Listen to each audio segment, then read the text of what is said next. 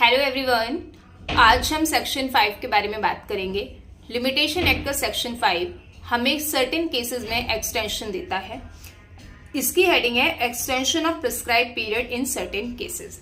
सबसे पहले ये एक इनेबलिंग प्रोविजन है जो कोर्ट को कुछ केसेस में एक्सटेंशन देता है, प्रिस्क्राइब पीरियड में एक्सटेंशन देने की पावर देता है। दूसरा, हम ये पूरा सेक्शन जब भी पढ़ेंगे तो हम देखेंगे कि ये सेक्शन एक डिस्क्रिशनरी पावर देता है कोर्ट को, यानी कोर्ट की मैंडेटरी पावर नहीं है कि वो हर सिचुएशन में आपको एक्सटेंशन प्रोवाइड करे, एक्सटेंशन दे। सबसे पहले हम इस सेक्शन को देखते हैं कि ये जो सेक्शन है ये कहाँ पर एप्लीकेबल है और कहाँ पर एप्लीकेबल नहीं है। सबसे पहले ये जो सेक्शन है हमारा, ये अपील और एप्लीकेशन पर अप्लाई होता है, सूट पर अप्लाई नहीं होता है। ये क्वेश्चन काफी बार पूछा जाता है कि तो हमें ये ध्यान रखना है कैसे भी मॉडिफाई करके क्वेश्चन बनाया जाता है, तो उसमें ये बस हमें ध्यान रखना है कि अगर हमें एक्सटेंशन पीरियड चाहिए तो सेक्शन 5 लिमिटेशन एक्ट हमें एक्सटेंशन पीरियड नहीं देगा। अब इसके साथ ही किस पर अप्लाई नहीं होता, सूट पर अप्लाई नहीं होगा। अब जो सेक्शन ऑर्डर 21 ऑफ सीपीसी है, तो ऑर्डर 21 ऑफ सीपीसी पर भी ये सेक्शन ये अप्लाई नहीं होगा। जैसे डिवोर्स पिटिशंस वगैरह होती हैं उस पर भी अप्लाई नहीं होगा। अब इसी के साथ यहाँ पर ये जो सेक्शन है, ये सेक्शन बात करता है अब कि कोज ऑफ एक्शन। इसको इस डायग्राम से समझते हैं। इस डेट पे कोज ऑफ एक्शन राइज होता है हमारा, ये हमारा प्रिस्क्राइब पीरियड है। अब प्रिस्क्राइब पीरियड जो है हमारा, प्रिस्क्राइब पीरियड के बाद कोई भी अपील या एप्लीकेशन फाइल हुई है, सूट फाइल नहीं हो रहा है, अपील या एप्लीकेशन। अब वो जो अपील या एप्लीकेशन है वो after prescribe period barred by limitation होती है।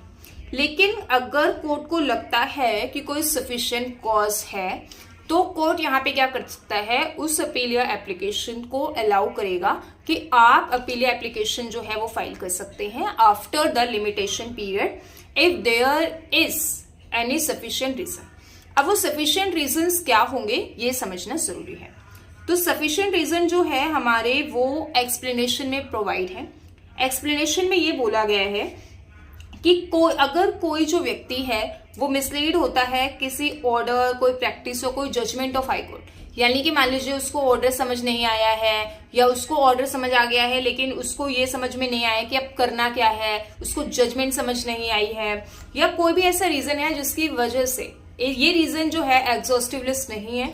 इसके अलावा अगर और भी कोई ऐसे रीजंस हैं जिसकी वजह से कोर्ट को ऐसा लगता है कि हमें एक्सटेंशन देना चाहिए तो वह एक्सटेंशन दे सकता है। तो इसकी एक्सप्लेनेशन एक बार रीड करते हैं। The fact that the appellate and the applicant was misled by any order, practice or judgment of the High Court is ascertaining or computing the prescribed period may be sufficient cause। may be जैसे मैंने बताया था कि ये एक discretionary provision है, mandatory provision नहीं है। cause within the meaning of this section। तो ये इस सेक्शन की बात हो गई। अब हमें एक चीज समझनी है कि अगर हमें अपील और एप्लीकेशन दोनों का एक्सटेंशन तो हमें सेक्शन 5 में मिल जाएगा, लेकिन अगर हमें सूट का एक्सटेंशन चाहिए तो हमें जाना होगा सीपीसी में। तो सीपीसी का जो ऑर्डर 7 और रूल 6 है वो यहाँ पे सूट के प्रोविजंस में, सूट के लिए यहाँ पे किसकी बात कर रहा है, एक्सटेंशन की बात कर रहा है। Grounds for exemption, grounds of exemptions from limitation law, ठीक है। तो ये सूट के लिए है। अगर कोई सूट आप प्रिस्क्राइब पीरियड के एक्सपायर होने के बाद फाइल करते हो तो the plaint shall show the ground upon which exemption from such law is claimed. तो उसको जो प्लेंट है, प्लेंट की डेट इटसेल्फ सेज कि ये बार्ड बाय लिमिटेशन है, ठीक है। लेकिन यहाँ पे आप उसमें ग्राउंड्स बता सकते हो अपने प्लेंट में। प्लेंट में जब आप ग्राउंड्स बताओगे तो उससे यहाँ पे आपको मिल सकता है एग्जेम्पशन। अगेन यहाँ पे हम देखेंगे कि ये जो है द प्लेंट को यहाँ पे बताना है, लेकिन अब इसका प्रोवाइजो बताएगा आपको कि ये भी एक क्या है, मैंडेटरी प्रोविजन नहीं है। कोर्ट की अगेन ये डिस्क्रिशनरी पावर है कि वो यहाँ पे एग्जेम्पशन दे या ना दे।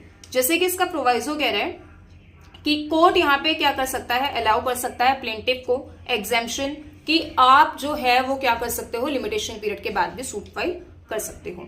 तो इस पर्टिकुलर सेक्शन में ये है। यहाँ पे सेक्शन 5 जो है ये पूरा मैंने यहाँ पे बताया कि कहाँ पे इसको आप रीड कर सकते हैं। आप इससे डायरेक्ट से भी रीड कर सकते हैं।